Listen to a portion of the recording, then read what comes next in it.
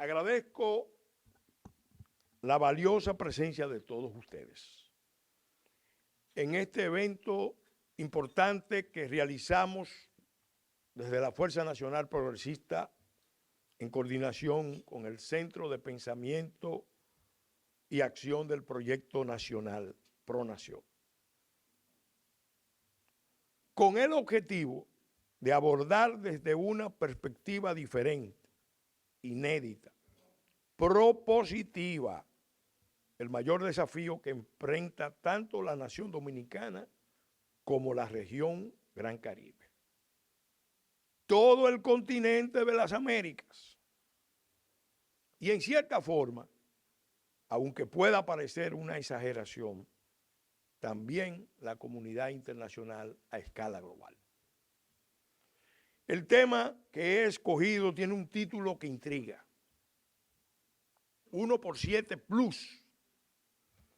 Y un subtítulo que tiene la fuerza y contundencia de un axioma que es a la vez interrogante y admonitorio. ¿Cómo reconstruir Haití en Haití y evitar una guerra en la isla de Santo Domingo? Este asunto tiene especial relevancia aquí y ahora, porque en los últimos años ha quedado más que evidenciado que el esquema de relaciones insulares que le han impuesto a las dos naciones emblemáticas que coexisten en la isla de Santo Domingo está deshecho, es insostenible, resulta contraproducente, pues ni ayuda a Haití a salir de su estado de descalabro y postración en el que se encuentra hundido, y en cambio está desestabilizando crecientemente a la República Dominicana. Todos los indicadores señalan también que ha llegado la hora de cambiar profundamente, porque solo así impediremos el surgimiento de un conflicto como no se ha visto en las Américas, precisamente en una isla cargada de significación histórica y cultural, que a la vez posee una singularidad especial. Las dos naciones emblemáticas que tienen una difícil convivencia en el centro de las Américas han sido el espacio donde ha nacido o han sido puestos a pruebas grandes principios universales. Desde el origen del moderno derecho de gentes, con el célebre sermón de Adviento de Fray Antón de Montesino, hasta la consistencia en la aplicación de los principios de libertad, igualdad y fraternidad de la Revolución Francesa. Avanzo, que para llegar a comprender el planteamiento que vamos a formular hoy, es menester hacer un recuento histórico de lo acontecido en las últimas décadas en torno a las relaciones dominico-haitianas y muy particularmente del fracasado abordaje de la crisis terminal de Haití. Haití, sin dudas, es una nación emblemática, la primera nación negra que adquiere su independencia en el mundo a través de una revolución sin precedentes, con una historia de mitos y hazañas fundacionales que encandilan a muchos en el mundo, más en estos tiempos de política identitaria. Y que sin embargo, por un proceso muy complejo, dramático, adverso, si se quiere, fatal, marcado tanto por el aislamiento como por la autoexclusión, por luchas internas agónicas y brutales que duran más de 2 siglos, ha terminado de caer en la penosa condición de Estado fallido, colapsado, en desintegración. Y todo el mundo lo sabe. Pero lo que es peor, ha caído en la condición de nación descartada, desahuciada, considerada un caso perdido. Desde que se creó el índice de estados fallidos del mundo por parte de la revista Foreign Policy, Haití figura consistentemente entre los 10 primeros lugares.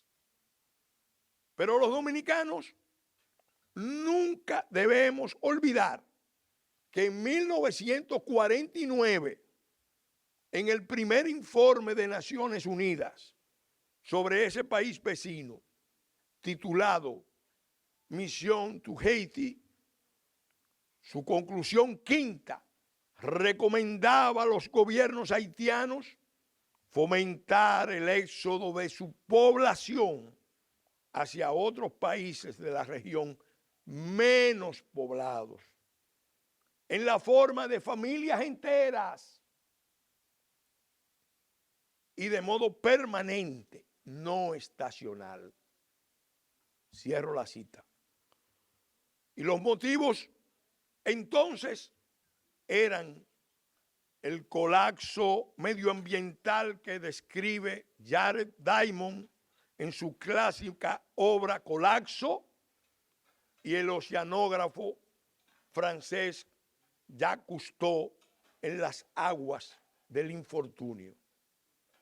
Desde esa época hasta el presente, la situación no ha hecho más que empeorar y desbordar fronteras.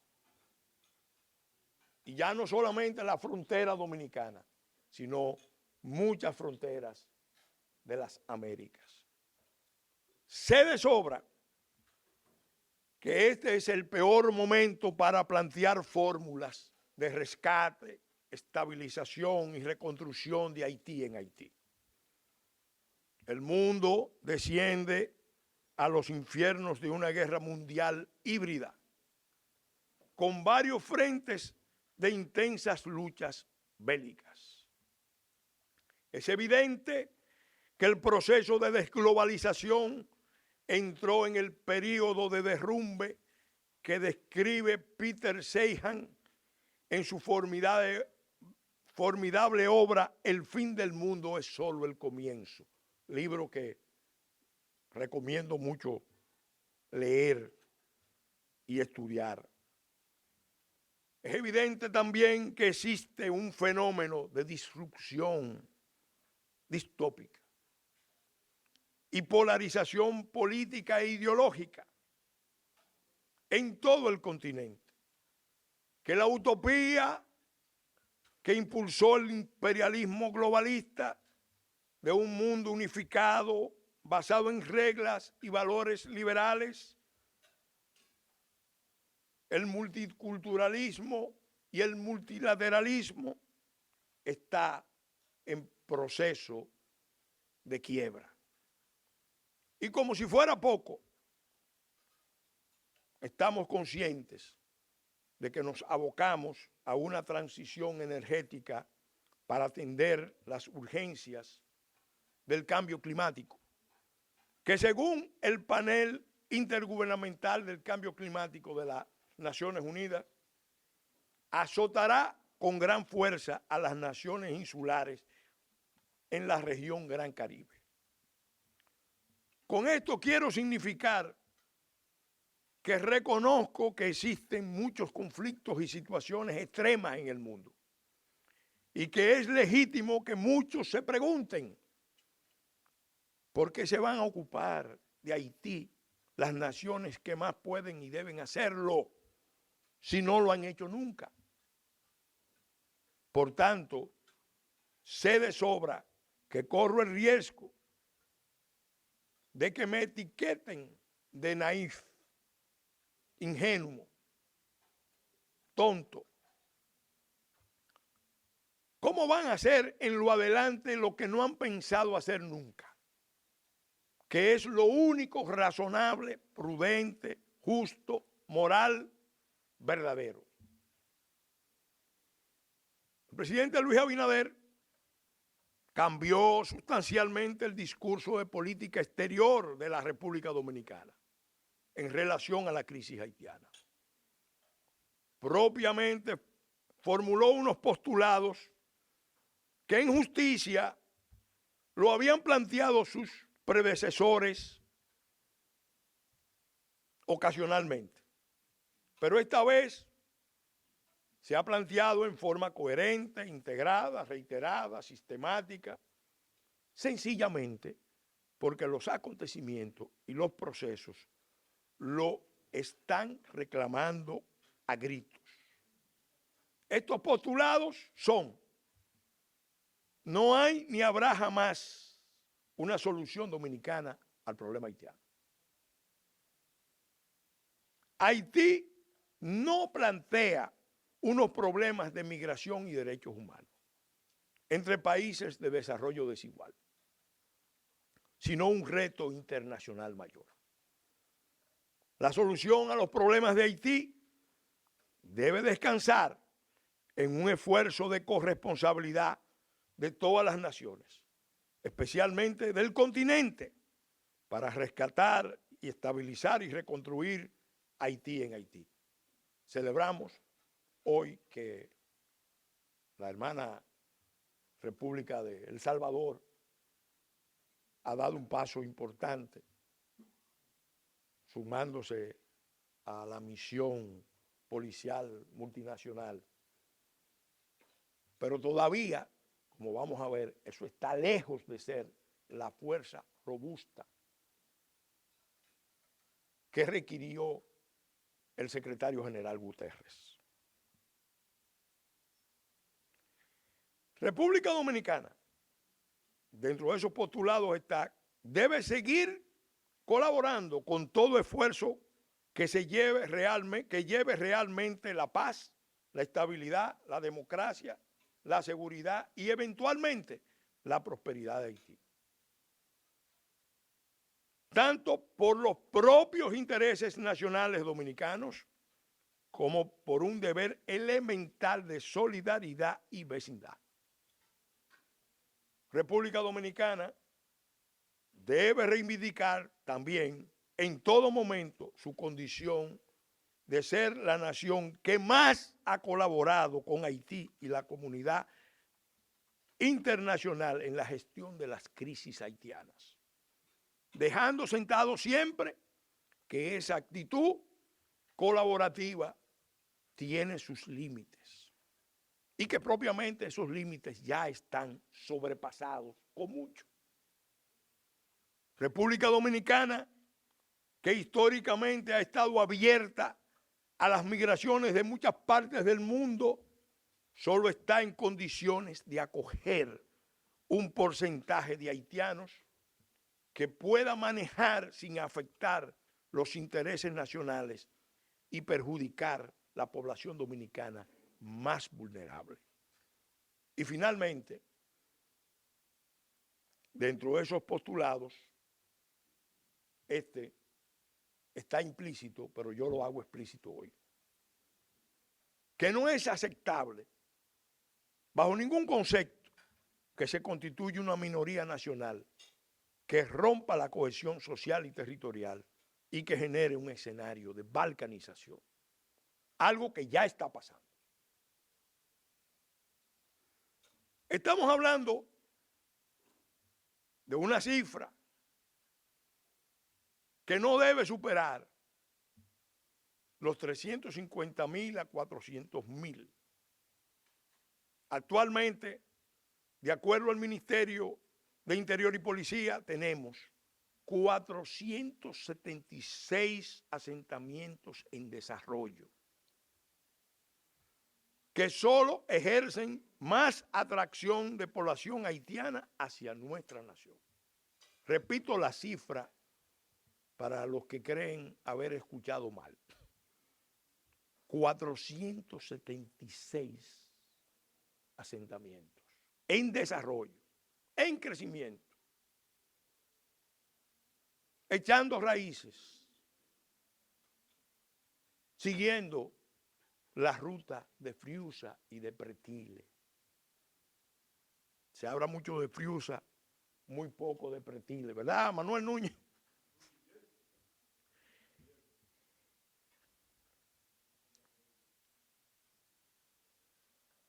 Aunque hay una tendencia que hay que cuestionar de autoridades nacionales e internacionales a minimizar la magnitud de esa presencia. Es claro que la misma está sobrepasando las capacidades de gestión de República Dominicana. El hecho de que el 37% de los nacimientos de la red pública de las maternidades de República Dominicana correspondan a población haitiana, dice mucho sobre la situación presente y su evolución futura.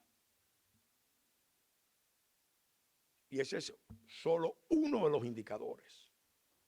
Sin embargo, la política exterior de los estados es implacable y solo resulta respetable, creíble y eficaz si las políticas internas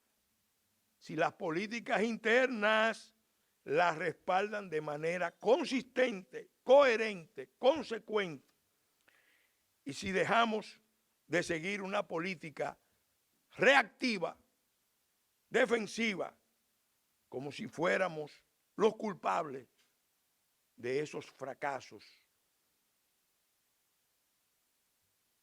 que acumula el país vecino. Y se precisa también que pasemos a la ofensiva en un plan realista y viable de estabilización de la isla, aunque sea una tarea muy ardua, compleja y costosa. Consciente de eso, el presidente Abinader convocó un pacto de nación para las políticas públicas de Estado, que lamentablemente, aunque se suscribió en octubre del 2023, después de meses de discusión en 4 mesas de trabajo, todavía no ha entrado en ejecución.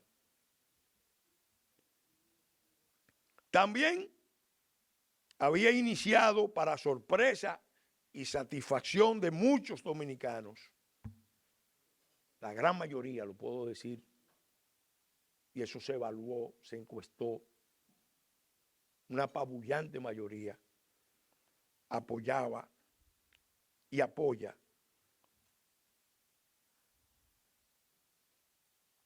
la construcción de una verja fronteriza que solo sería efectiva si se le incorporan las modernas tecnologías de vigilancia.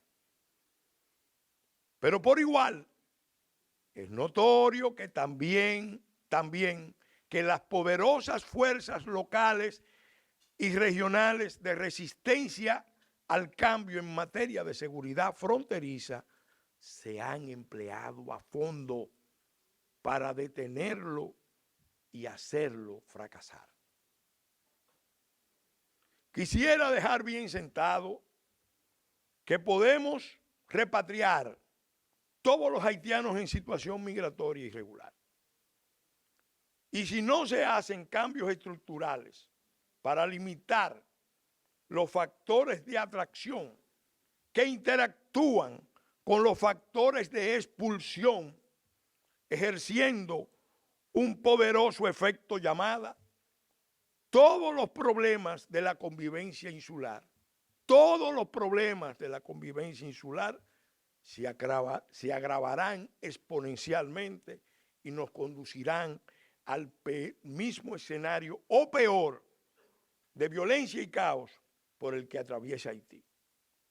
Y no hay que hacer mucho esfuerzo para demostrar que un conflicto entre poblaciones haitianas y dominicanas sería una catástrofe descomunal, con una posibilidad muy alta de proyección y encadenamiento a los conflictos de toda la región y de las Américas. En realidad, la clara política revisionista del presidente Abinader en su política exterior trata de planteamientos de internacionalización a la solución a los problemas de Haití antes de que se internacionalicen los conflictos que venían formulándose desde muchos años atrás, propiamente desde mediados de los 90. Se esbozaban ya en las diversas declaraciones de Unión Nacionalista. Aquí está Manuel Núñez y yo, que creo que somos los únicos de Unión Nacionalista que estamos aquí. En la histórica carta enviada al Consejo de Seguridad por el liderazgo empresarial, religioso, académico e intelectual, en el momento más álgido de la crisis haitiana de 1991-1994, cuando el gobierno del presidente Clinton presionaba y amenazaba para que se abrieran las fronteras y se levantaran campamentos de refugiados en territorio nacional. Aquí está el embajador Pedro Blandino, que fue el que depositó esa carta en el Consejo de Seguridad. Una carta que vale la pena leerla ahora para tener un referente de cómo han cambiado ciertas posiciones.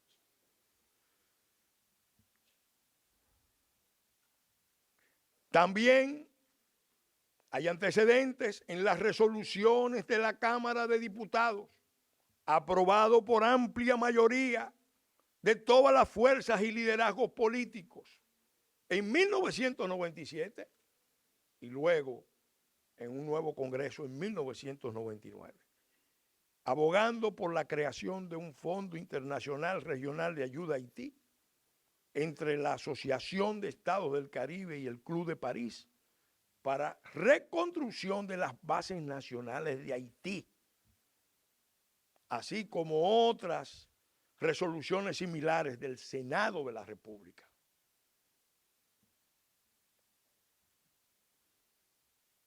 Eso contó con apoyo de casi todas las fuerzas políticas, que hicieron consulta con los liderazgos mayores, incluido el doctor Peña Gómez, el presidente Balaguer, que estaban fuera del poder.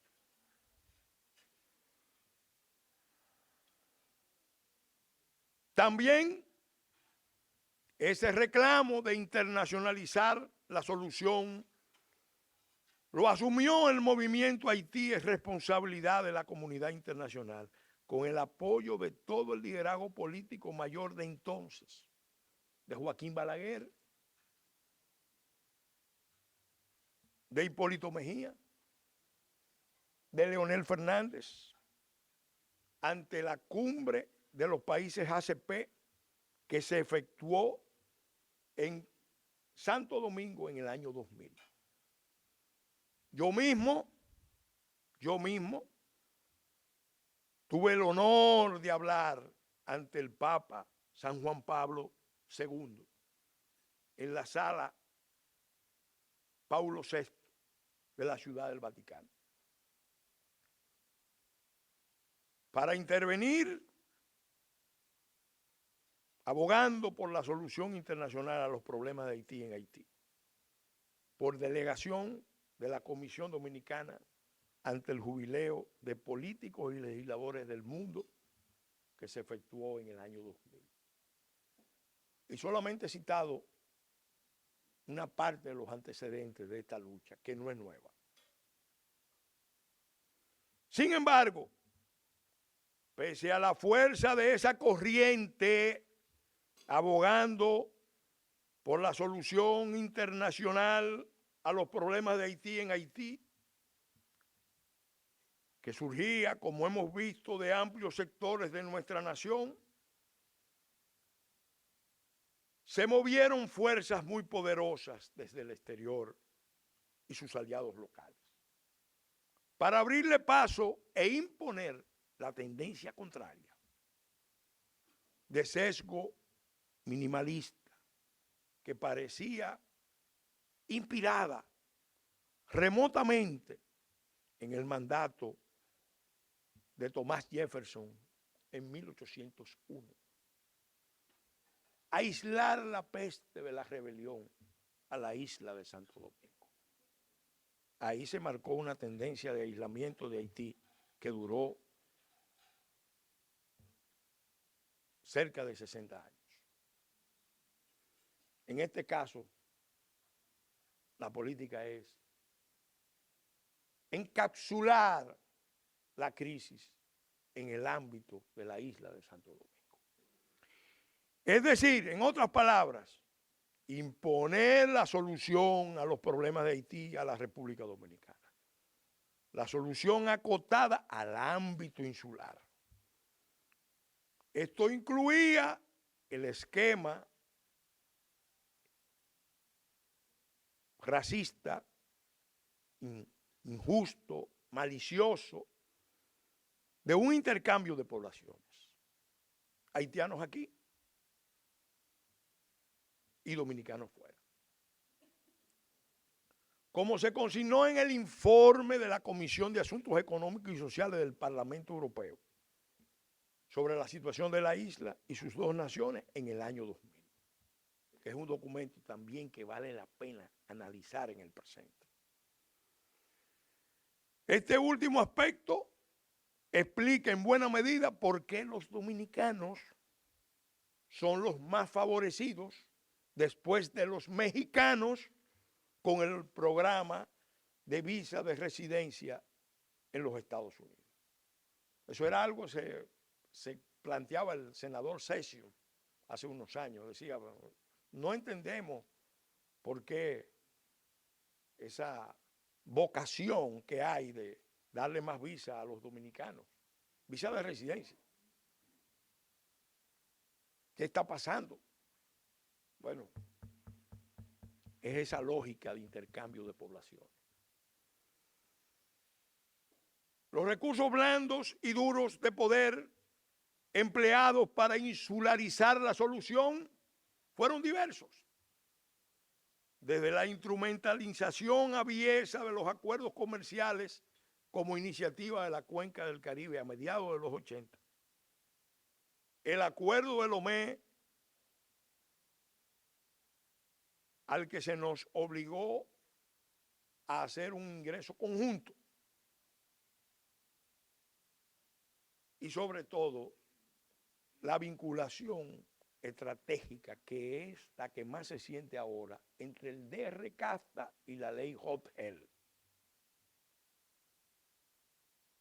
Porque hubo un compromiso en este tema,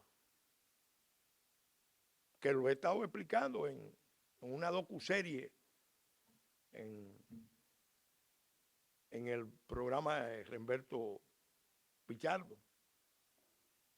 Lo he estado explicando con detalles.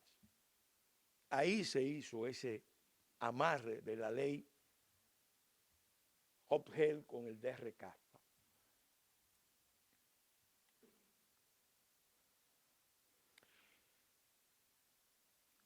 Desde eso hasta la captura de diversas instituciones y programas públicos y sociales, con generosas donaciones, créditos o abiertas presiones y chantajes.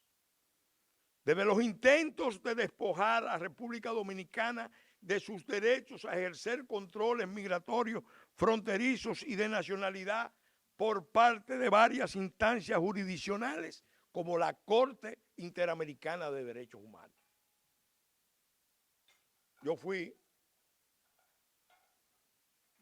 el diputado que encabezó la comisión de diputados que fuimos a la primera audiencia del primer expediente ante esa tremenda corte, porque no hay otra manera de llamarlo, que es la Corte Interamericana de Derechos Humanos.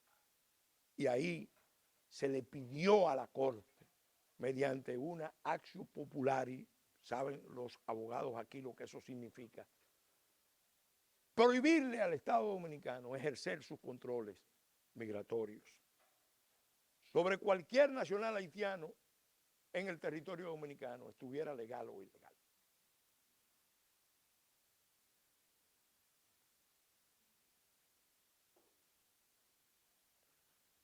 Pero también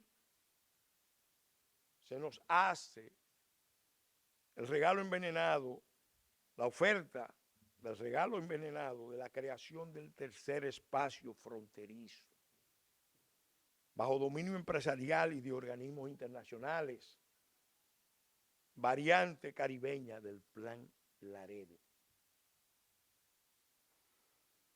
El esquema del Estado pivote o tapón, que es el rol que se nos ha pretendido asignar y que en cierta manera se nos ha asignado de facto, se ha aplicado con mayor o menor éxito en varios escenarios del mundo. Jordania, por ejemplo, con la crisis de la partición de Palestina. Turquía, para el manejo de la crisis de refugiados de las guerras de Irak y Siria. Pakistán gestionó la crisis de refugiados que se creó tras la invasión soviética a Afganistán. Kenia es el pivote de las crisis sangrientas en la región de los Grandes Lagos, Somalia y Sudán. La Libia de Gaddafi desempeñó por años el rol de contención y control de las migraciones desde el Sahel hasta Europa. Últimamente, la presidenta Meloni anunció que va a manejar la crisis de refugiados en sus fronteras con un acuerdo con Albania, que es de mayoría musulmana. Todas esas naciones, todas, tienen muchos fundamentos e historia para desempeñar ese rol de Estado pivote con menos riesgo para su integridad territorial y demográfica que la República Dominicana, que se independiza de Haití y tiene también una historia que en algunos momentos ha sido de colaboración, pero la más de las veces ha sido de incomprensión y de conflicto. Sin embargo, en República Dominicana se va consolidando la percepción de que ciertos centros de poder, en los Estados Unidos particularmente, imbuidos de una ideología racialista radical, están conjurados en un plan audaz, agresivo, propiamente un crimen internacional, una operación especial de alta inteligencia. Y como muestra de ello, debemos citar las palabras de advertencia que recientemente nos diera el senador republicano Marco Rubio. Cito: la administración Biden, influenciada por grupos radicales de izquierda de su partido, como Amnistía Internacional, están instando a que República Dominicana acepte a 3 millones de haitianos en cualquier momento. A 3 millones de haitianos en cualquier momento. entiéndase, después de una crisis. La oportunidad perdida, tragedia tras tragedia. En este punto, quisiera compartir con ustedes un episodio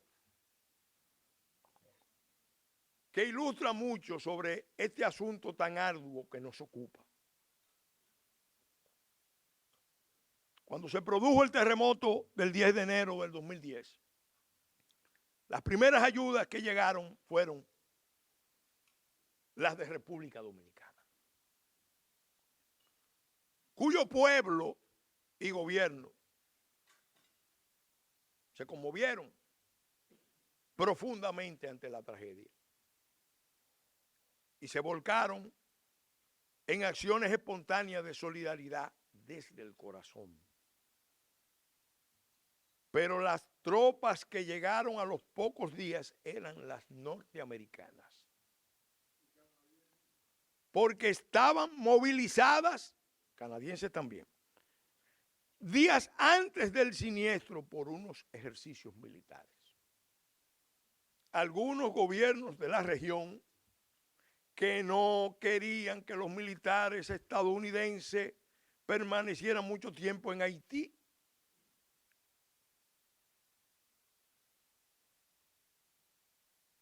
pusieron en marcha un ejercicio de guerra de información, difundiendo la versión maliciosa de que el terremoto fue provocado por técnicas de geoingeniería, como el sistema de alta frecuencia HAARP, para fines militares. Una semana después, y este es un testimonio personal, tuve el honor de participar en una reunión de generales de fuerzas especiales del continente que se efectuaba aquí en República Dominicana con motivo de unas competencias militares. Era el único civil invitado por las Fuerzas Armadas Dominicanas. En mi condición de diputado, miembro de la Comisión Permanente de Seguridad y Defensa, con interés en la agenda que se abordaría, especialmente por parte del jefe del Comando Sur, el general Fraser, que todos esperábamos que se enfocara en la crisis de Haití. Cuando éste concluyó su interesante disertación, poniendo énfasis en las actividades del narcotráfico en la región, tomé la palabra para decirle, estoy evocando los conceptos, no las palabras textuales, el pueblo dominicano se sintió aliviado cuando las tropas norteamericanas llegaron primero a Haití a imponer orden en la peligrosa situación social y humanitaria que había provocado el desastre telúrico. Pero ahora estamos muy preocupados porque son las primeras tropas que se retiraban sin que la situación mejorara. Les recalqué que Haití y sus bases nacionales estaban destruidas mucho antes del terremoto y que este solo había evidenciado ante el mundo la situación de calamidad humanitaria que ya existía. Que cuando los focos de la prensa internacional se alejaran de Haití, ese enorme problema nos quedaría a los dominicanos, lo cual era injusto y peligroso para nosotros, para toda la región y el continente. Entonces me animé a plantearle al general jefe del Comando Sur la necesidad de que todo el continente se uniera con urgencia, dejando de lado las diferencias político-ideológicas para cometer la ejecución de un mini plan Marshall de reconstrucción de Haití, que hace tiempo había perdido como nación la guerra contra la pobreza y que como Estado colapsado planteaba un problema de seguridad para toda la región Gran Caribe. El general Fraser me interrumpió y me dijo sonriendo con contundencia: recuerde, congresista, que los militares estamos preparados para destruir, no para construir.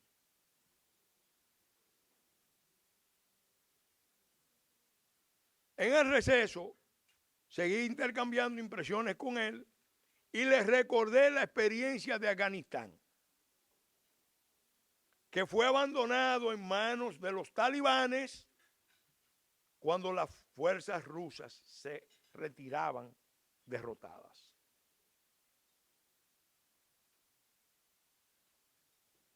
En ese evento, luego, varios generales de Argentina y Chile me abordaron para decirme que no compartían la posición del jefe del Comando Sur, que entendían que era la coyuntura apropiada para resolver el problema histórico del continente, un problema histórico del continente.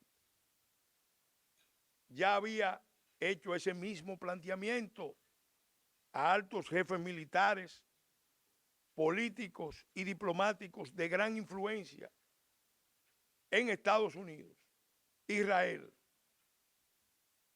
Francia, Brasil, Colombia y Venezuela.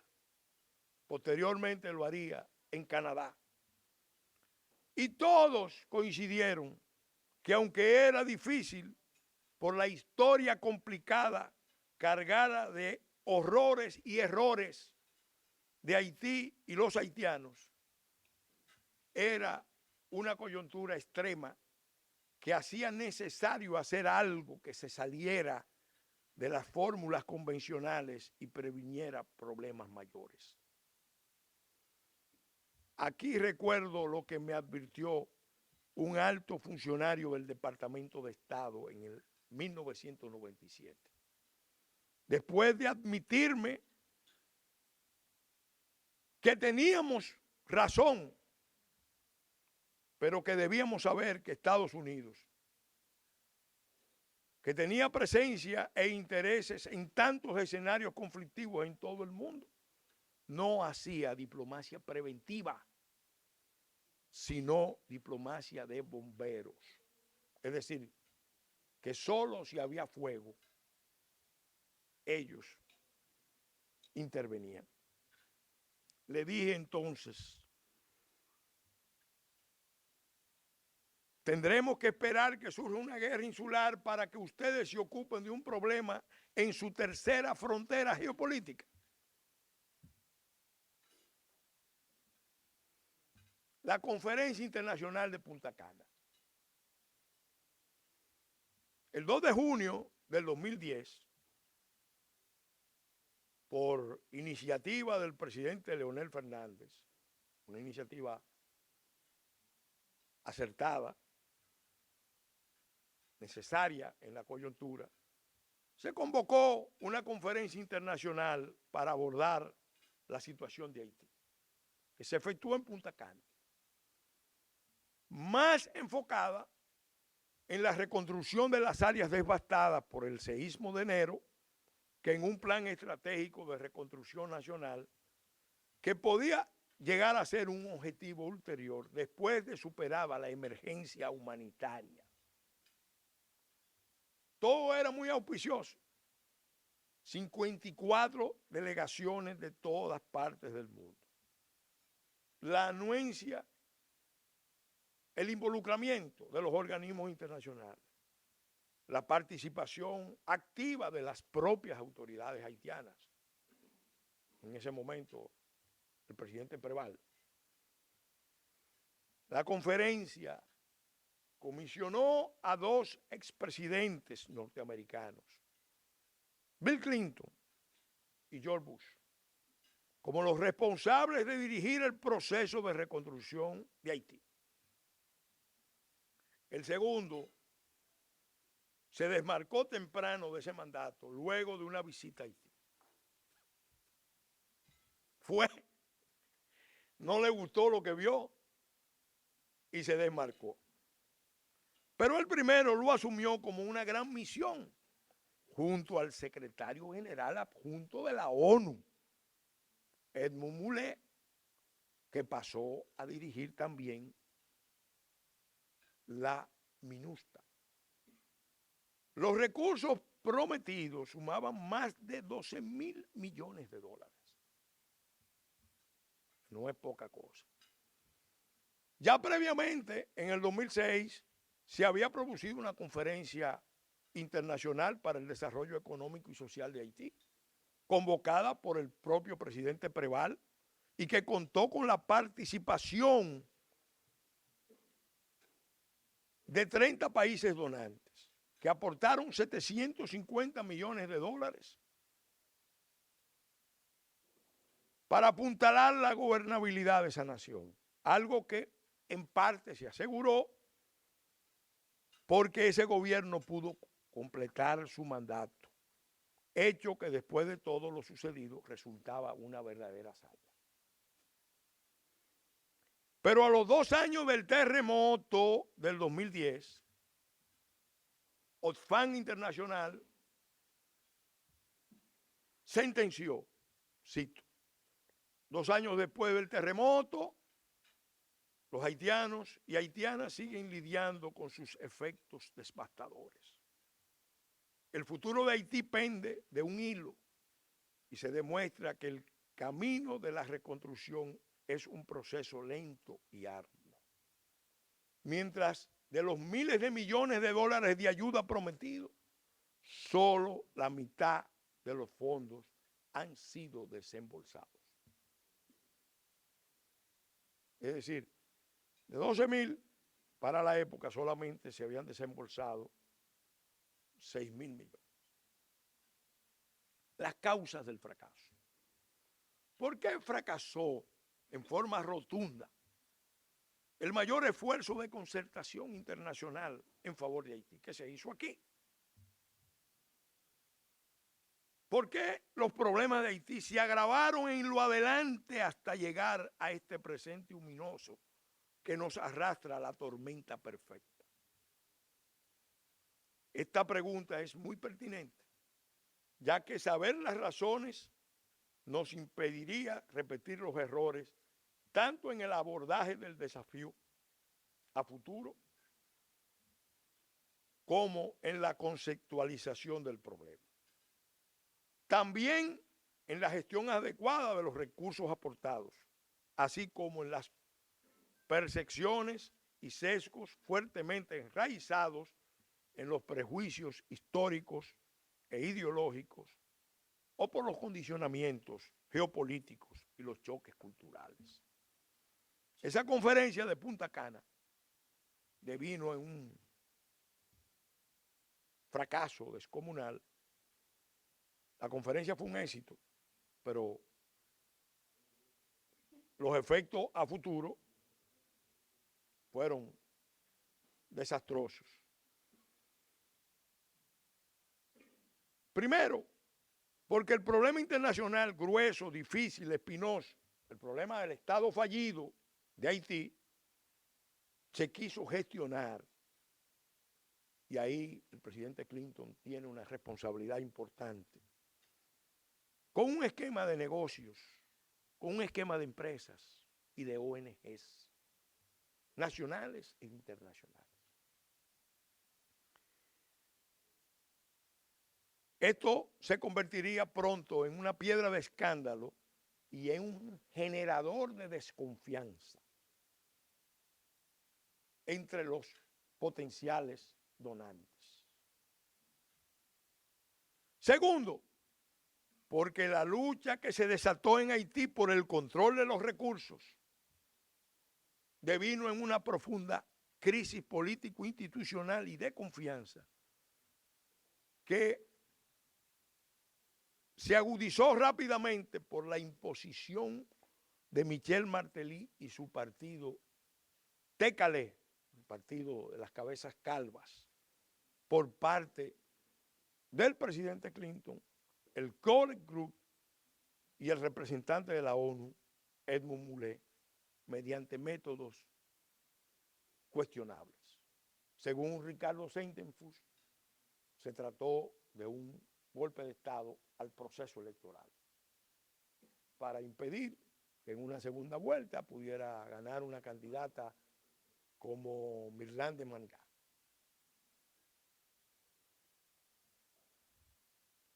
Tercero, porque alentado tanto por el gobierno venezolano, con la promesa de que los recursos de Petrocaribe apoyarían el esfuerzo de reconstrucción, como por la propia política de la administración Obama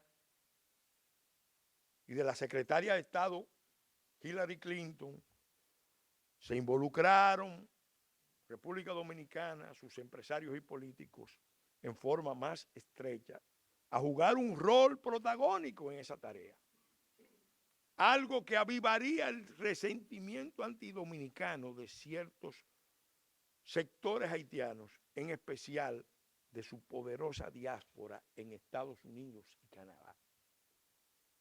La realidad es que nunca se ha intentado un esfuerzo maximalista, integral, sostenido a favor de Haití. Y una de las razones principales es porque se ha contado con República Dominicana como una zona de amortiguamiento, un buffering, la válvula de escape de las tensiones y conflictos de Haití. Esto es, en otras palabras, la solución dominicana a los problemas haitianos. Aquí o allá.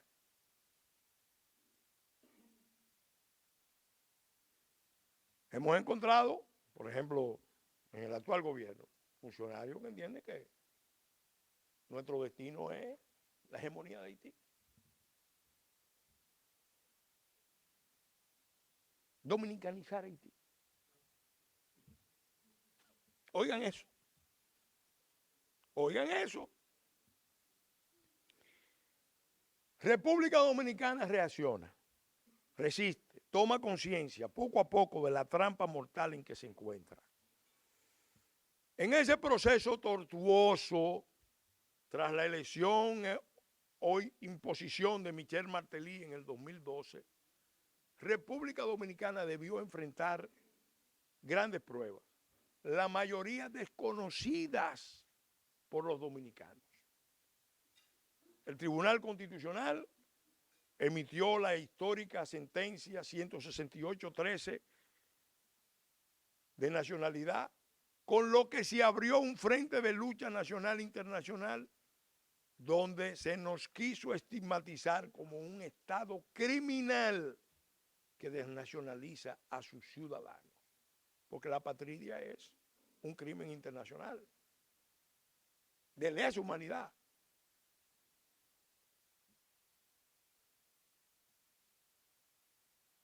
Asimismo, el Tribunal Constitucional rechazó con responsabilidad en el 2015 el acuerdo de inmunidades y privilegios con los Estados Unidos, que permitiría una presencia ilimitada en el territorio nacional de militares y contratistas de defensa estadounidenses, sin restricciones de ningún tipo y con inmunidad cuasi diplomática. Esa fue la fórmula empleada como alternativa para la rechazada propuesta de la instalación de una base militar en el sur del país. También se reformuló el acuerdo de pre-checking en el transporte aéreo con Estados Unidos, con un anexo insólito que pretende convertir a República Dominicana en un país de refugio y asilo bajo la supervisión y tutela de los organismos internacionales y el Departamento de Estado. Se financió y asesoró además el plan sobre flujos masivos de migrantes del 2019, elaborado por el Instituto Nacional de Migración, recursos aportados por el Departamento de Estado. y apoyo técnico de la OIM y la ACNUR, que nos volvía al escenario de la apertura de campamentos de refugiados en la zona fronteriza ante la eventualidad de una guerra civil o una crisis alimentaria en Haití. Cuando República Dominicana fue miembro del Consejo de Seguridad de la ONU, tomó la iniciativa en varias ocasiones, tengo que también decirlo, de convocarlo en sesión cerrada para abordar el tema de Haití. Pero las rivalidades entre Estados Unidos y China no ayudaron, porque nosotros teníamos relaciones con China y Haití tenía relaciones con Taiwán. La reacción virulenta del liderazgo haitiano, incluido el canciller Claude Joseph, contra la firma del memorándum de entendimiento de enero del 2021 entre los presidentes Abinader y Moïse, fue más que elocuente en lo que respecta a la insostenible relación insular. La construcción ilícita del canal sobre el río de Jabón fue una provocación montada en toda la línea, con el propósito de tornar hostiles y antagónicas las relaciones insulares. Y lo lograron. Lo lograron. Luego del asesinato del presidente haitiano el 7 de julio del 2021, los sectores más conscientes de la nación dominicana hicieron saber sus reclamos y preocupaciones al mundo en el importante manifiesto del Instituto Duartiano y la Marcha Patriótica de República Dominicana. Y aquí saludo la representación del instituto en la persona del fraterno amigo José Pilía Moreno Duarte. Ese manifiesto tiene más vigencia que nunca antes. Y ya advertía muchas de estas cosas que estamos viendo. Ahí se le estaba reclamando a la comunidad internacional como a los poderes públicos nacionales un cambio profundo en las tendencias y procesos. ¿Cuáles son las opciones planteadas? Porque la verdad es que estamos en el límite, al punto de caer en una fase de desequilibrio dinámico, término que usa la física para nombrar el caos. El fideicomiso internacional es una figura de derecho internacional público que se invoca con frecuencia a la vez que con simplicidad, como la solución a los problemas de Haití, que parte del supuesto de que la patria de Toussaint Louverture perdió la capacidad de autogobierno. El precedente de esa figura del fideicomiso internacional fue el mandato o tutela que autorizaba la Sociedad de Naciones. Sin embargo, esa fórmula, aunque objetivamente puede tener algún asidero, dada la situación de Haití, enfrenta obstáculos difíciles de franquear, para no decir imposibles de franquear. En primer término están los obstáculos jurídicos. La Carta de Naciones Unidas, en los títulos 11 y 12, no permite que un Estado miembro, concretamente el artículo 78, y más un Estado fundador, quede sujeto a esa condición,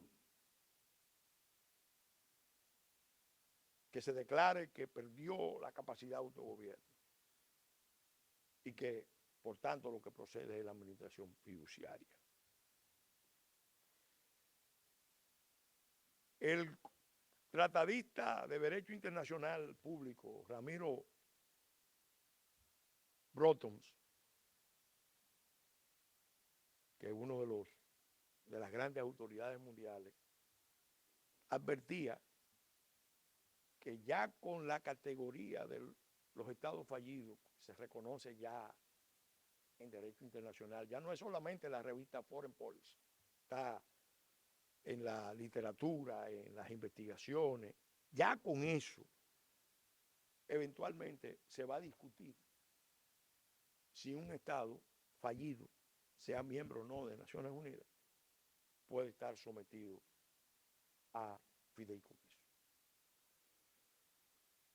Y lo dice porque la experiencia histórica ha demostrado que los Estados miembros, si son débiles o frágiles, o padecen conflictos internos prolongados, que es el caso de Haití, pueden terminar perdiendo la capacidad de autogobierno y en consecuencia convertirse en inoperantes al momento de sostener los servicios públicos esenciales, aún en forma precaria, en especial el servicio público más importante, que es el orden público mismo, la seguridad ciudadana y la seguridad nacional.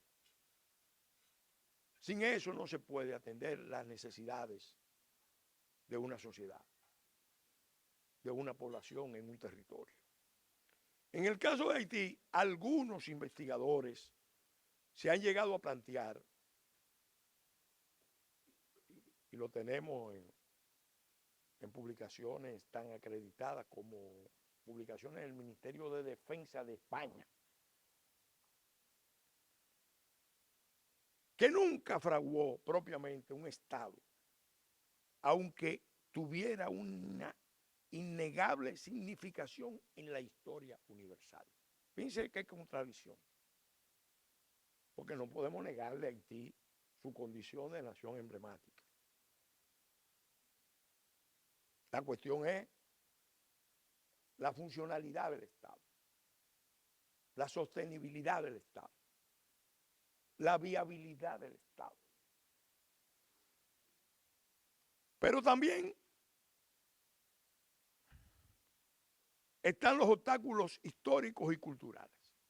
Existe una mala conciencia, tan mala conciencia, tanto en Haití como en Occidente y América Latina, que evitaría una reflexión ecuánime y realista de por qué se llegó a ese nivel de degradación, de resquebrajamiento, de caída en el abismo. Porque discutir eso va a abrir una etapa de acusaciones y contraacusaciones, de búsqueda de culpables. ¿Por qué llegamos aquí? Hay mucha gente que no quiere discutir eso. Ni en Haití, ni en las grandes potencias, ni en la región nuestra. Porque se queda siempre con el discurso mitológico de la solidaridad de Haití con Bolívar. Cuando se conoce esa historia en profundidad, entonces tenemos motivo para asustarnos.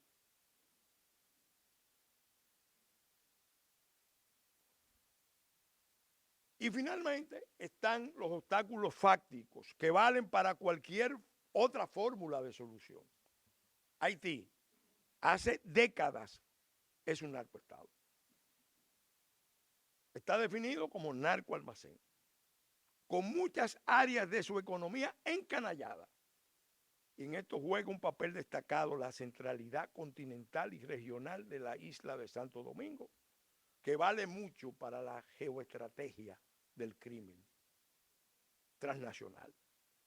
En realidad tiene poderosos vasos comunicantes con República Dominicana, esta realidad, que exhibe mayor conectividad e inserción a la economía internacional. De modo pues que debe descartarse la figura del fideicomiso. Eso no aplica, por lo menos en la presente circunstancia. La opción haitiana. Después de la caída de los Duvalier, se esperaba que Haití superara sus problemas ancestrales, pero luego de tantas intervenciones e injerencias, 6 misiones de Naciones Unidas, ninguna con mandato ejecutivo, y sí con una larga carga de fracasos. ha surgido con fuerza la idea de dejar a los haitianos buscar su propio camino. La vía haitiana con los haitianos como protagonistas principales. El presidente Moïse se embarca en esa línea después del retiro malicioso de la MINUSTAH en el 2017 por parte de la ONU. En la vuelta a la tradición del gobierno fuerte, en la refundación del ejército y las fuerzas de seguridad nacional, lo cual explica muchas de las cosas que han pasado. La eliminación de ese ejército en el año 95 fue algo terrible. En la presidencia dictatorial con base constitucional y legitimada por un referéndum, que fue precisamente lo que hizo François Duvalier cuando llegó encabezando una revolución, porque la gente habla de que Duvalier era un dictador y realmente era un dictador y no cualquier dictador, pero su discurso para asumir el poder y para consolidarse el poder era precisamente que él estaba encabezando una revolución en Haití, la revolución negrista. Por eso hasta le cambiaron los colores a la bandera. Del azul y el rojo volvió al negro y el rojo de Dessalines. Fíjense las conexiones. Eso quería hacer el presidente Moïse. En ese intento pierde la vida a manos de los suyos, de su propio partido, después de perder apoyo externo y hacer malabares y piruetas geopolíticas muy arriesgadas. Esa opción de la dictadura sigue teniendo importantes apoyos en Haití y fuera de Haití. Y es por eso que un personaje como el comandante Guy Philippe, actor clave en el segundo derrocamiento del presidente Aristide, reaparece en el escenario de Haití. Luego de ser liberado de las cárceles de Estados Unidos, con un proyecto político en la misma línea y ofreciendo una salida de amnistía e integración para las bandas criminales más poderosas y sus jefes. En sentido contrario, en Haití, muchos líderes y sectores entienden que solo una gran revolución refundacional, una transición con ruptura, le dará al pueblo haitiano un nuevo horizonte. Esos ponen sus expectativas en un movimiento popular que rompa con las relaciones neocolonialistas del Core Group, que ellos la denuncian con esa calificación, y que asuma una línea radical, antiimperialista, antioccidental, anticapitalista, antiliberal, antiblanca, alineándose con los rivales de Estados Unidos en la región y el mundo, aprovechando los cambios que esperan se produzcan en el orden internacional. Por razones tácticas y sobre todo empleando los antagonismos con República Dominicana, ese grupo espera su oportunidad y por eso se integra al proceso que está viviendo Haití actualmente. Todo indica que en los centros de poder estadounidenses, y ahora viene el análisis de la posición de Estados Unidos, bajo la administración demócrata, que domina la política exterior en la región del Gran Caribe, a pesar de las controversias que ha generado las posiciones críticas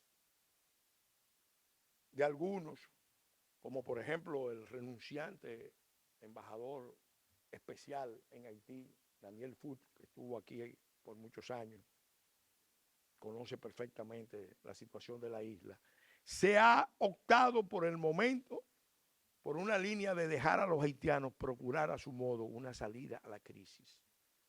Un acompañamiento internacional que es más simbólico que real, más nominal que efectivo. Aunque en los hechos todo indica que los sectores del liderazgo de Haití entienden que su salida estratégica está en trasvasar sus crisis al vecino insular, que al este está su espacio vital, y algunos, imbuidos del delirio de la restitución histórica, creen que hay una ventana de oportunidad para reconquistar y someter a la provincia rebelde de 1844. Y con apoyo externo, terminar de cumplir con los planes denunciados por el senador Marco Rubio, que son tan antiguos como perversos. 3 millones de haitianos en República Dominicana, más los que ya están, sencillamente implica el inicio de un conflicto. Y luego las intervenciones humanitarias, porque ahí sí van a invocar razones humanitarias para intervenir. Ahí sí. Con lo que está pasando ahora, no. El plan está cada vez más claro. Tras la muerte de Moïse, República Dominicana se involucró como nunca antes en la consecución del objetivo de que la comunidad internacional asumiera la solicitud del secretario general Guterres y de las autoridades haitianas de conformar una fuerza internacional robusta de carácter policial para la pacificación de Haití. Pero hasta ahora los hechos han demostrado que la MSS que lidera Kenia, el mejor aliado de Estados Unidos en África después de la OTAN, en palabras del presidente Biden, y el efectivo respaldo mínimo, escaso, que ha concitado, están lejos de satisfacer los requerimientos de las dramáticas circunstancias, lejos de ser sinceros, lejos de tener sentido de urgencia.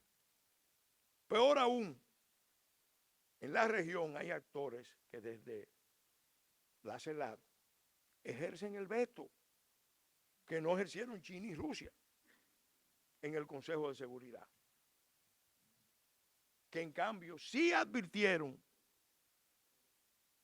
de la gran cantidad de armas, municiones, equipos bélicos modernos y tecnología de comunicación avanzada, buena parte de los cuales provienen de Estados Unidos. La concentración de armas que hay en Haití es para que todos aquí estemos muy preocupados. Y es un proceso que está caminando hace años. Y no vienen solo de Estados Unidos. Llegan de Colombia, llegan de Venezuela y de Jamaica, asociada al tráfico de estupefacientes desde Jamaica. Pero lo peor que acontece en la actualidad es la descomposición abierta y la rivalidad intensa de todas las instancias de autoridad en Haití. Tanto en el Consejo de Transición Presidencial como en el gobierno de Gary Conille. Todo el mundo ha visto la actitud de la embajadora, las contradicciones, las amenazas que se han hecho, los escándalos de corrupción. La opción de paz con mandato ejecutivo, recomendación de Edmund Mulet.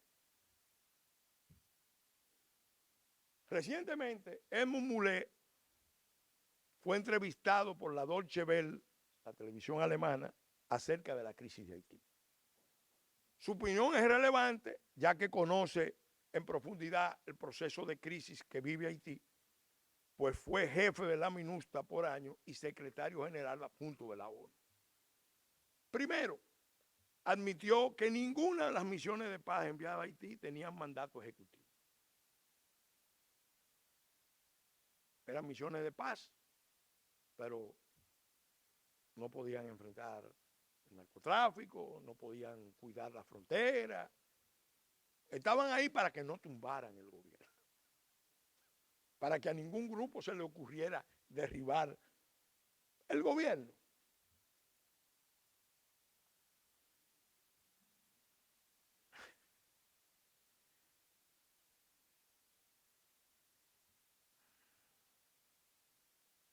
En su criterio, este había sido el más grave error.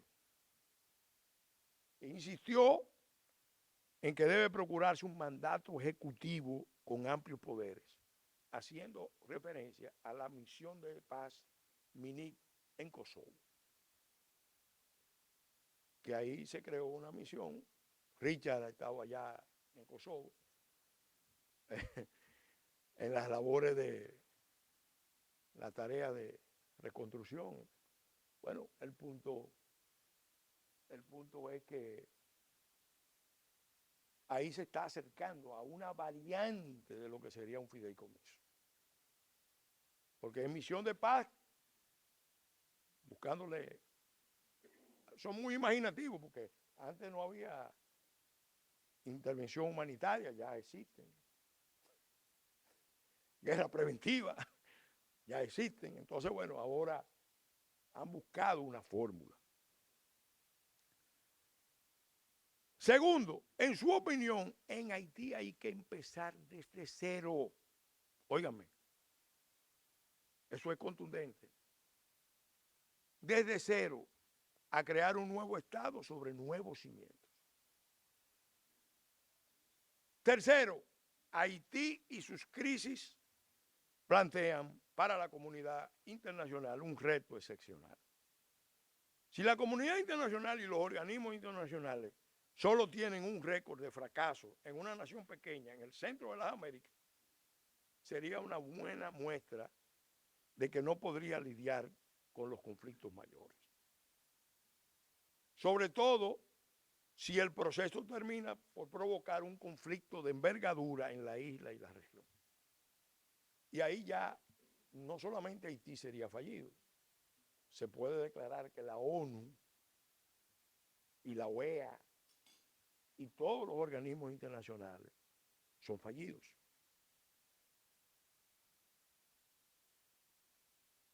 Aunque tienen el poder de enterrar sus culpas. Y lo intentan con mucha frecuencia.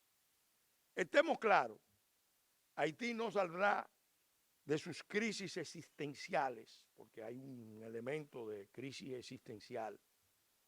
Tampoco no saldrá solo de sus crisis existenciales. Tampoco lo hará descargando sus problemas sobre la nación dominicana. Es menester que se involucre en forma consecuente, sostenida y sincera, por lo menos las naciones o grupos de naciones que más pueden. Y ahí concluyo con la presentación del 1x7 Plus. La Conferencia Internacional para Haití. En un tiempo ya pasado, antes de que existiera la Sociedad de Naciones y las Naciones Unidas, los problemas internacionales se trataban en conferencias internacionales. Así, Manolo. Embajador. Eran conferencias, el sistema de conferencias. Había un problema en un sitio, bueno, se hacía una conferencia para tratar ese tema y iban los actores. Bueno, aquí yo creo que estamos volviendo al sistema de conferencias. La humanidad, ante las dificultades que tienen los organismos internacionales, está mirando alternativas. Y esas alternativas no son invenciones, están ahí. En la referencia del pasado. Recuérdense que el pasado nunca se va. Nunca se va. Tarda en volver. Pero vuelve. En algún momento futuro, no muy lejano, consideramos que la República Dominicana, en una actitud preventiva, defensiva, con apoyo de algunos estados clave, que tenemos que procurar, debería volver a convocar una conferencia internacional sobre el destino de Haití, con el título 1x7 Plus. 1 representa el compromiso de República Dominicana.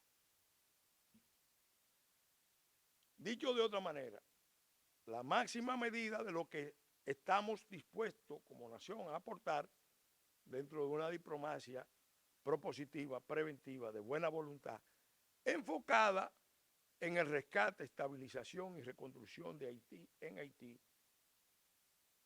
Y no es solamente por altruismo, ni por generosidad. Es que la otra alternativa es la guerra. Vamos a decirlo claro. Y no cualquier guerra. El 7 representa las 7 naciones o grupos de naciones que estarían llamados a convertirse en multiplicadores del compromiso dominicano. Si República Dominicana puede hacer sacrificio en esa tarea sin precedentes en el mundo, esas naciones o grupos de naciones deben hacer cuando menos lo mismo que República Dominicana. Estos 7 son Estados Unidos,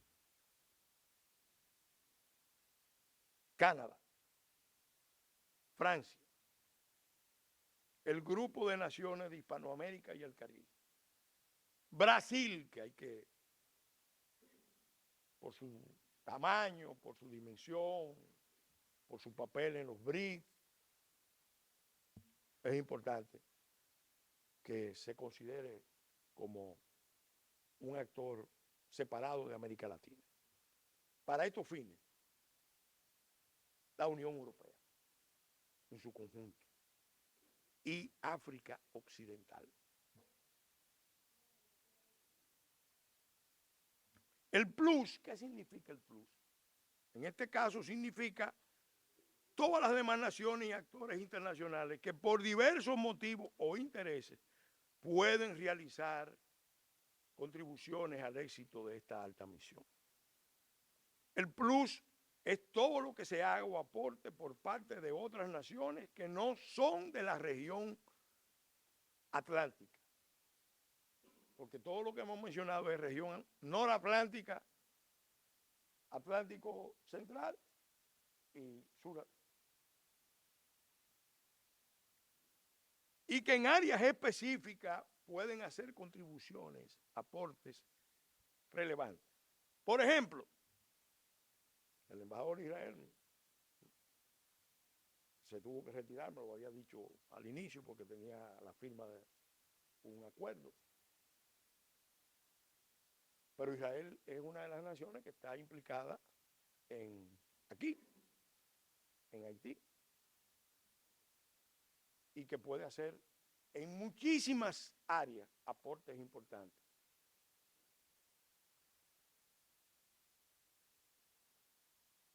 Taiwán, por la relación histórica que tiene con Haití y con nosotros también. Esa relación existe, aunque no haya ahora mismo relaciones diplomáticas. Pero existe. Corea, la India, Japón, Vietnam, pudiera mencionar muchos otros países. Ese plus puede ser muy grande. Dependiendo del área, porque a lo mejor hay países, por ejemplo, la India es fuerte en todo lo que tiene que ver con transporte de masa. Pocos países tienen más capacidad de la India de mover grandes masas todos los días. Y la configuración de Haití llama a eso. La diplomacia vaticana, la quiero mencionar, especialmente está llamada a jugar un papel trascendental, inspirada en los principios de las encíclicas Pacem Terris y Laudatio Si. Así se lo solicité encarecidamente al Papa Francisco hace años, en una carta que le envié y luego en un informe explicativo a la política vaticana, aclarándole que en la isla de Santo Domingo, donde empezó la evangelización del Nuevo Mundo, no hay un problema de migración, porque eso sería simplificar el problema, sino un gravísimo problema internacional encubierto por la indiferencia, la insensibilidad y en algunos casos por una conspiración de silencio. No olvidemos que, como dice el poeta, con frecuencia el infierno está en lo que callamos. La diplomacia vaticana puede ayudar mucho a la convocatoria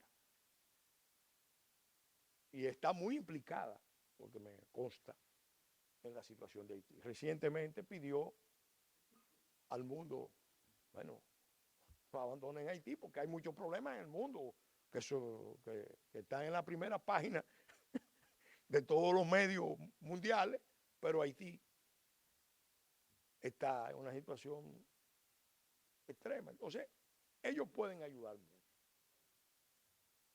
También podemos pensar en los grandes concilios de Estados Unidos, evangélicos, porque en cierta manera ellos están también en Haití y pudieran ser esas fuerzas que muevan la iniciativa. Aquí está doña Milqueya, que es una líder del sector rotario internacional y nacional, que pudieran ayudar. Que han jugado papeles importantes en la política internacional, evitando problemas y contribuyendo a la solución de problemas, y en este caso es previniendo un problema mayor, porque el problema ya existe. Lo más difícil de todo, lo digo aquí, será convencer a China y Rusia y sus aliados regionales de que su mayor contribución a la paz en la región sería facilitar este esfuerzo de concertación, desechando la tentación que tienen todas las potencias, porque esto es casi una ley entre las potencias, desechando la tentación de sacar partido frente a Estados Unidos y las demás potencias occidentales. En otras palabras, evitar que el Caribe se convierta en un escenario de choque de potencia y que eso haga fracasar, y lo digo en mi libro, Choque de Potencia en el Gran Caribe. Bueno, ya veo que ahí tienen un ejemplar. Eso es muy importante. Eso es muy importante porque son los otros dos grandes miembros del Consejo de Seguridad de Naciones Unidas y tienen una relevancia en el mundo que nadie la puede desconocer. Pero ellos, ahí juega un papel importante la diplomacia, convencer a esa potencia de que esta zona, y concretamente esta isla, y la región antillana y centroamericana, quede fuera de esas contradicciones. Puede ser diplomática y todo eso. Eventualmente, en un nuevo escenario que pudiera surgir después de las elecciones en Estados Unidos, porque eso puede cambiar el mundo para bien o para mal, bueno, a lo mejor entonces este enfoque cambie. Pero tenemos que tener eso bien presente, porque cada vez que las potencias mundiales chocan en el Caribe, las consecuencias son terribles para todas las naciones que se encuentran en esta línea de fractura de las civilizaciones, o como dijera el conde de Marange, en el vientre bajo del Imperio Americano. Las dos veces que nosotros hemos sido intervenidos es precisamente en un escenario intenso de guerra. La primera intervención fue antes de ir a la guerra mundial, a la Gran Guerra. Y la segunda fue casi tiempo después del episodio más intenso de la Guerra Fría, que se dio aquí en el Caribe, ahí en Cuba.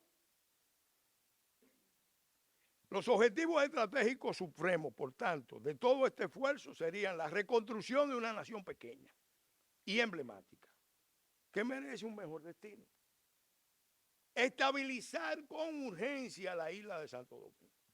Óiganme, si sigue lo que está pasando, ese flujo continuo que desborda la capacidad de los estados, porque no es cualquier proceso, es un proceso que se sale de lo común.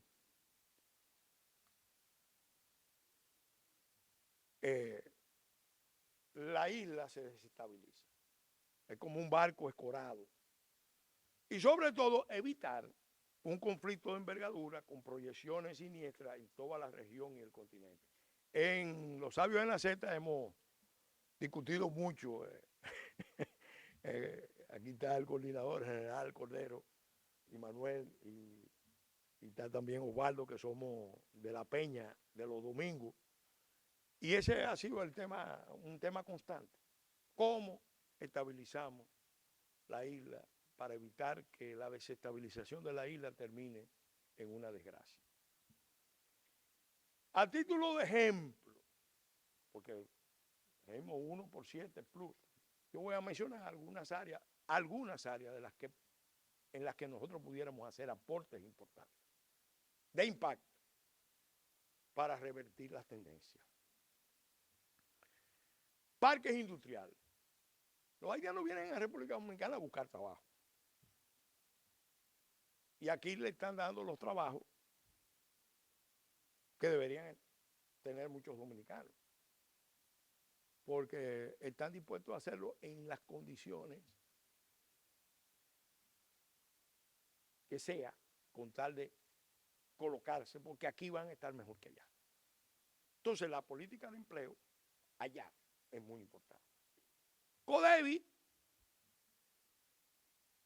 es una empresa en Dajabón que opera también en Juana Méndez y emplea 20,000 trabajadores haitianos. 20,000 trabajadores, el 95% son haitianos. Bueno, en una conferencia internacional, con ese compromiso previo de que si nosotros hacemos esto, mínimo van a hacer lo mismo que nosotros, que yo entiendo que Estados Unidos, Francia, Canadá, que son del G7, harán mucho más. Y que todos los otros actores pueden hacer más y moralmente se sentirían retados por República Dominicana a hacer más. Porque si nosotros hacemos sacrificio, ellos pueden hacerlo. Y más. Entonces, si nosotros asumimos el compromiso de construir 5 parques similares, no el gobierno, sino las fuerzas empresariales del país, que son las que están más empeñadas en, bueno, ya vimos al ministro de Agricultura diciendo que tiene 15 años contratando haitianos ilegales. Bueno, óigame, esas fuerzas yo entiendo que pudieran perfectamente, con apoyo del gobierno dominicano, ayudar a crear 100,000 empleos. Pero si nosotros allá, no en la frontera, ojo, no en la frontera, en Haití, adentro de Haití, donde más se necesita. Bueno, eso multiplicado por 7 mínimo son 800,000 empleos industriales. La experiencia ahí de Dajabón demuestra que, aunque no está exenta de riesgo, se puede hacer. Se puede hacer, pero 800,000 empleos industriales, porque los haitianos trabajan.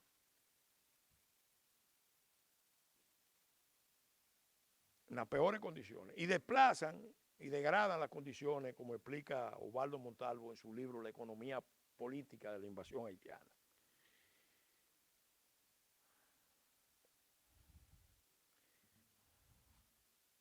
Los dominicanos también podemos construir centros hospitalarios. Vamos a decir, si ahora mismo tenemos la maternidad inundada aquí, con 37% de los partos, bueno, compromiso es, bueno, nosotros vamos a... Que yo creo que es un tema que hay que abordarlo independientemente de que esto camine o no camine, porque es ilegal y en realidad está basado en un tráfico de personas, una trata de personas con ropaje humanitario. Vamos a decirlo con claridad. Y el gobierno lo sabe. Recuerdo el caso, y esto es una anécdota, de un embajador de un país amigo que donó, después del terremoto, un hospital en Haití. Y él me contaba, me decía, yo no entiendo a los haitianos, porque yo hablo con el presidente Preval y me manda a que ubique el sitio para instalarlo. Y cuando voy con el ministro y ubicamos el sitio, y yo le digo, vamos a poner el hospital y vamos a poner la bandera haitiana y la bandera de mi país, y un anuncio diciendo que es cooperación internacional, el ministro le dice que no. Que la única bandera que se puede poner en Haití es la haitiana y que no procedía el hospital. En medio de esa crisis, él mismo decía, yo no entiendo, porque eso lo hacemos en todos los países. Si es un aporte, queda claro de que es un aporte. No. En el fondo, ¿qué pasaba? El ministro quería controlar el negocio. Que le dieran los recursos para él construir el hospital. Miren el problema. Entonces, pongo ese ejemplo, porque eso mismo incluso estaba consignado en el acuerdo Abinader-Moïse. Eso estaba consignado como línea en el acuerdo Abinader-Moïse. Ya eso nosotros le habíamos hecho esa propuesta al gobierno, al canciller Morales, en un informe, que era una muestra de, porque ese es un punto sensible, como se trata de niños, de maternidad, es difícil para el Estado hacer una intervención correctiva, pero la ley es la ley.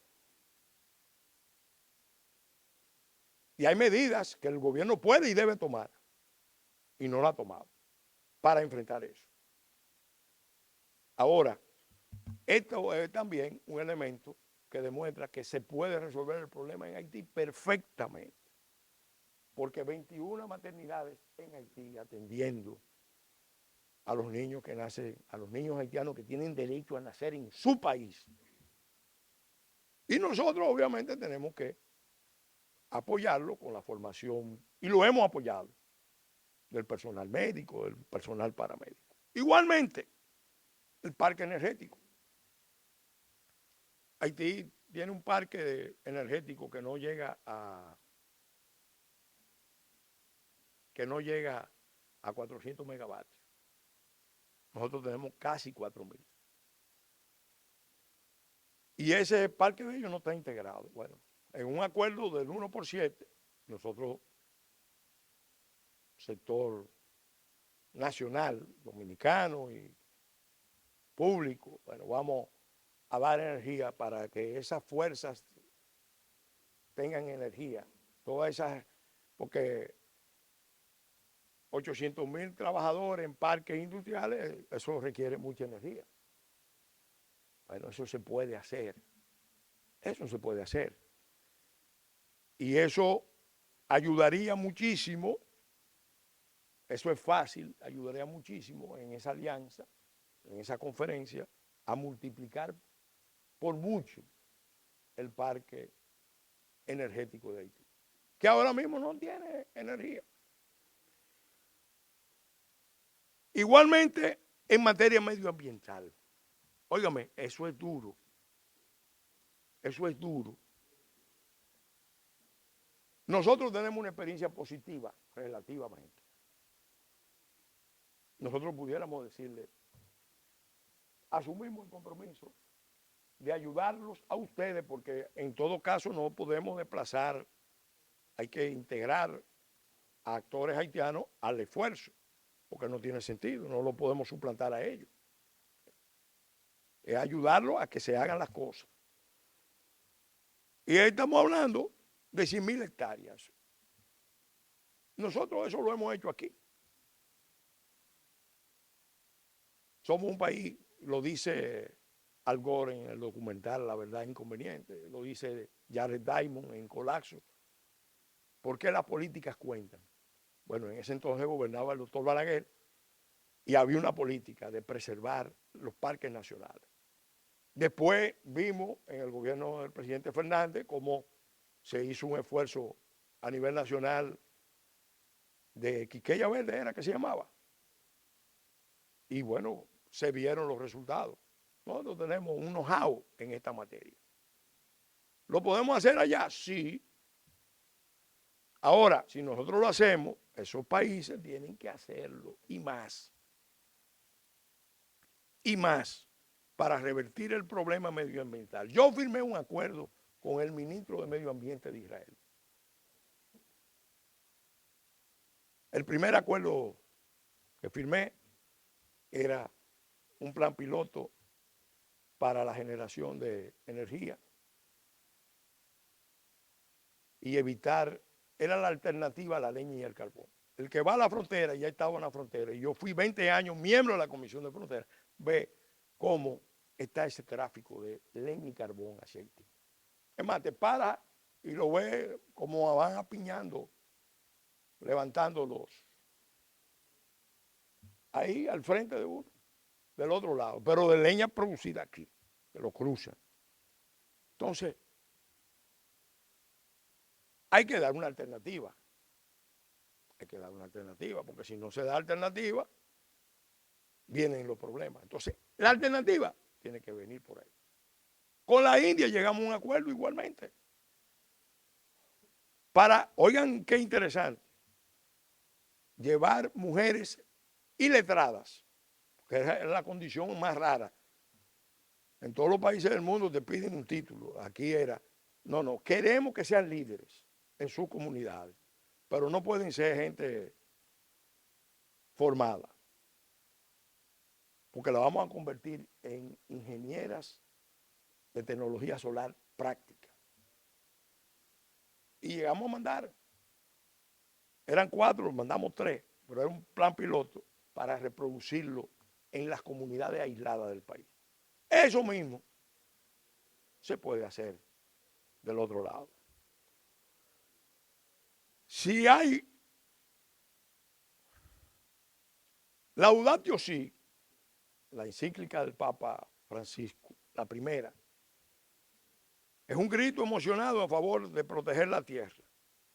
Y yo se lo he dicho al nuncio, se lo he dicho al embajador dominicano en el Vaticano. Si hay un lugar del mundo donde procede iniciar esa lucha de cuidado de la tierra, es en Haití. Es en Haití. ¿Para qué? Para que Haití deje de ser una zona de desastre ecológico. Porque mientras sea una zona de desastre ecológico, está poniendo en peligro a República Dominicana. Y solamente recuerdo lo que pasó con el río Blanco, con el río Solier.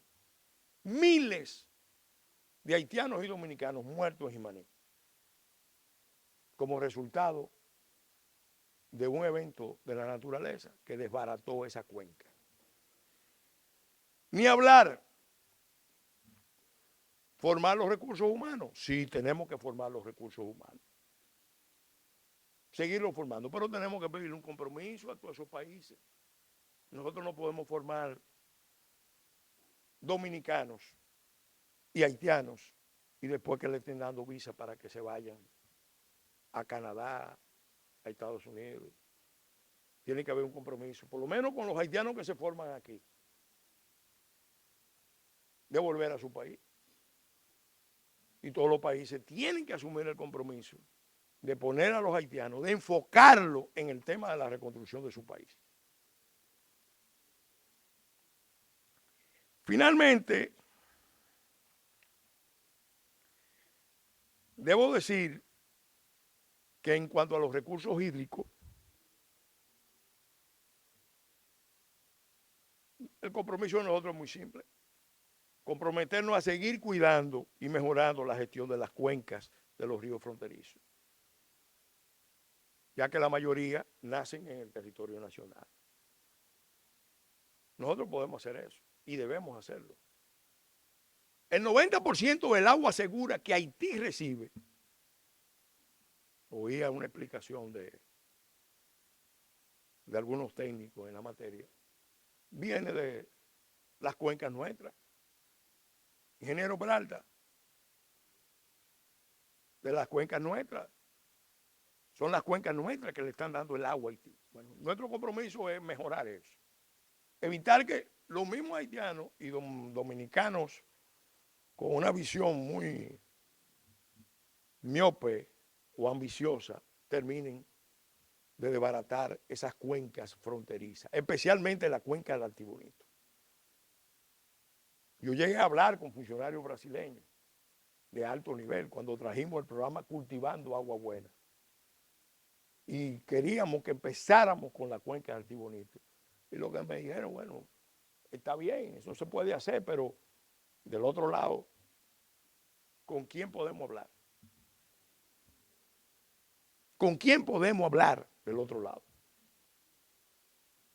Porque hemos intentado allá de que hagan el esfuerzo y sencillamente no lo han hecho. Entonces, miren, podemos extender las áreas donde República Dominicana puede colaborar haciendo su mejor esfuerzo. Si las demás naciones hacen lo mismo y más. Y claro que pueden hacer más, mucho más, especialmente en el campo de la seguridad nacional y pública, porque todos estos planes no tienen sentido si Haití sigue siendo un país capturado por la criminalidad transnacional o con grupos ya que tienen una propia dinámica, como explicaba el presidente Calderón, de controlar territorios. Lo decía por México, pero aplicándolo a Haití, controlar territorios para extraer recursos de la población, vivir de eso. Señores de la guerra, viviendo de eso, de la explotación, de la sobreexplotación de la población. Desde luego, no tendrá ninguna posibilidad de sostenerse sin la participación activa del pueblo haitiano, porque al final de un periodo de transición e integración, ellos son los que deben asumir el control de su destino como nación y ejercer sus derechos inalienables. Porque nosotros tenemos que defender eso. Si lo defendemos con nosotros, tenemos que defenderlo con ellos. Estoy consciente, no obstante, que el mayor obstáculo de esta visión en relación a Haití será la aceptación de los haitianos de que perdieron la guerra contra la pobreza. Yo se lo dije una vez a un primer ministro haitiano, aquí en Santo Domingo. Y él me miró como con perplejidad, que yo me atreviera a decirle eso. Se lo dije al rector de la Universidad de Quiqueya hace mucho. Hay que partirle la realidad. Los japoneses aceptaron que perdieron la guerra con Estados Unidos. ¿Y ahora qué es Japón? Una potencia. Haití tiene que aceptar que perdió la guerra contra la pobreza. Que no tienen un Estado funcional. Que precisan del esfuerzo de todos. Pero para hacerlo tendrán que renunciar al victimismo. Y eso no es fácil.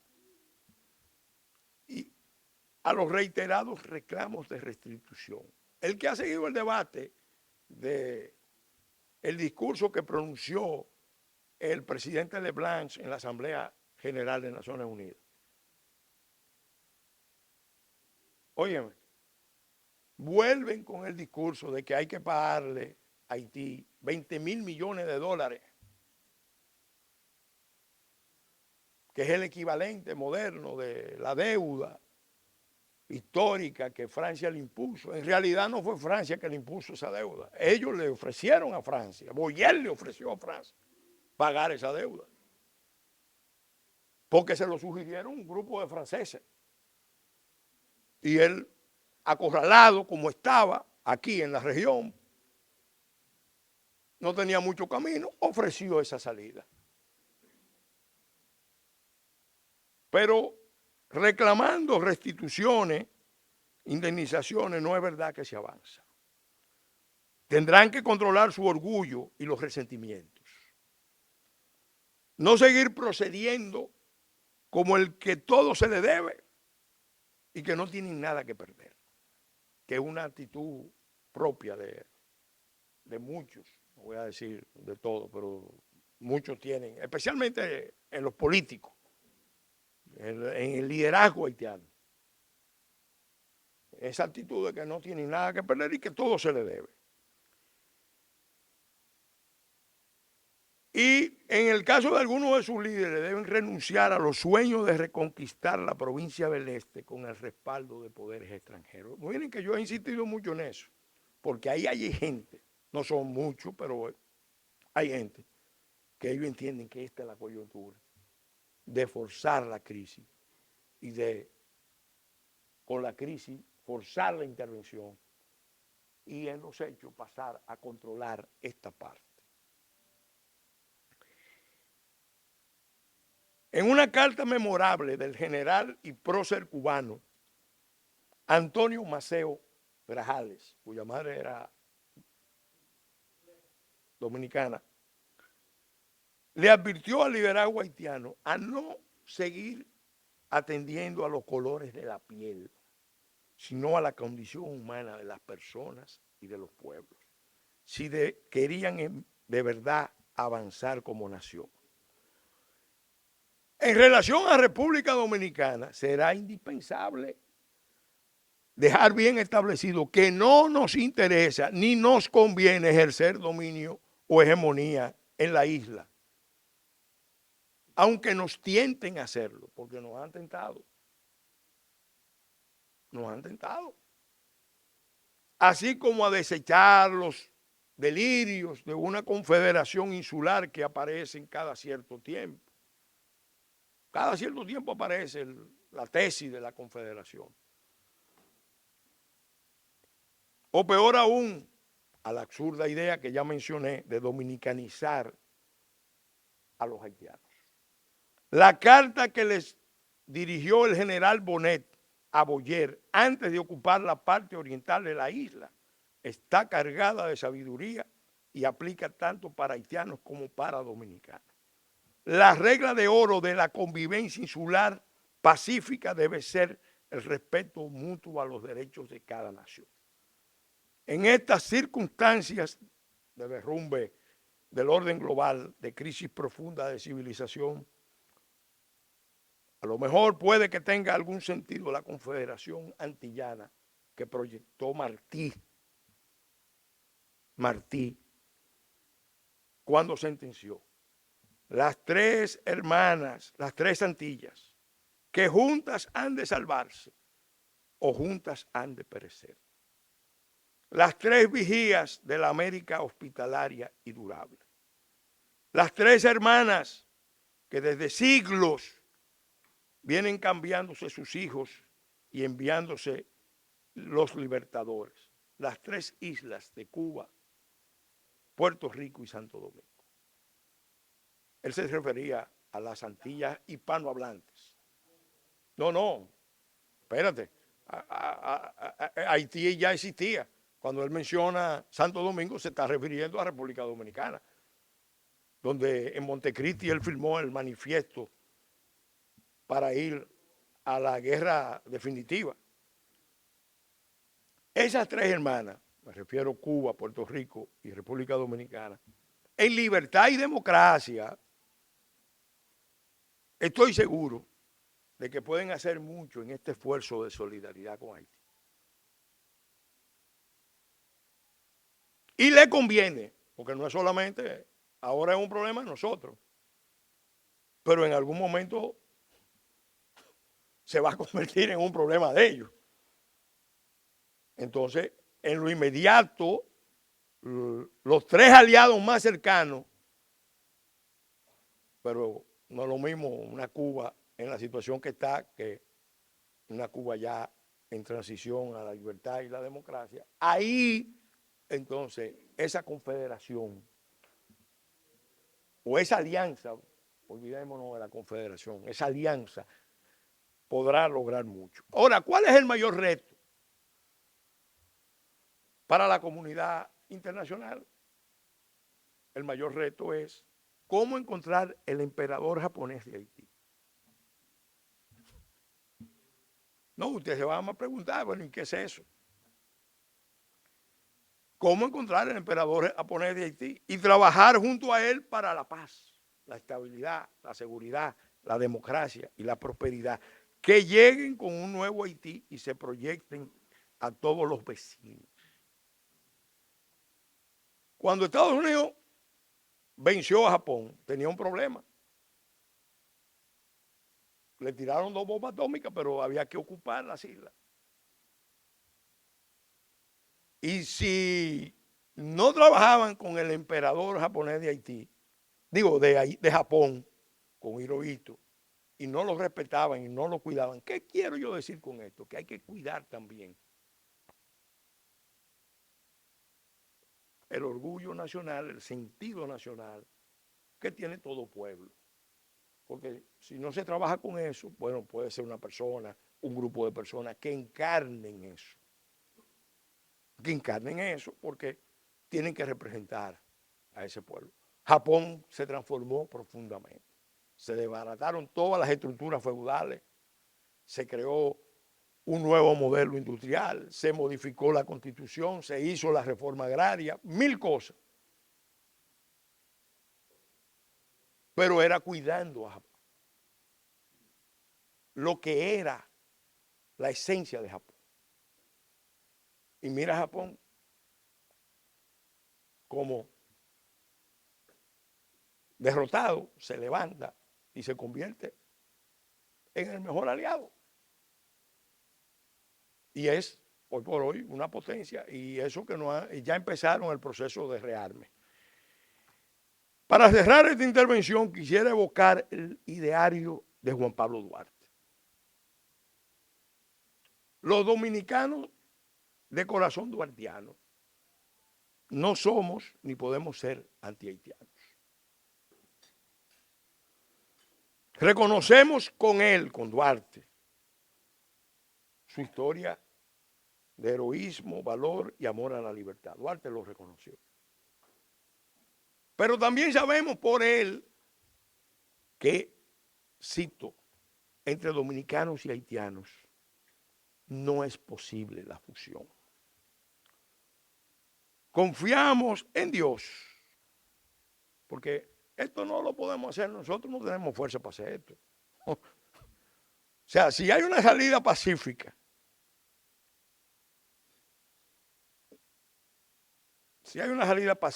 o una salida lo menos cruel y dura, será con el auxilio del Dios providente. Por tanto, esta causa de reconstruir Haití en Haití y evitar una guerra en la isla, tenemos que encomendarla para que esté cubierta por su inmensa protección, gracia y misericordia. Muchas gracias.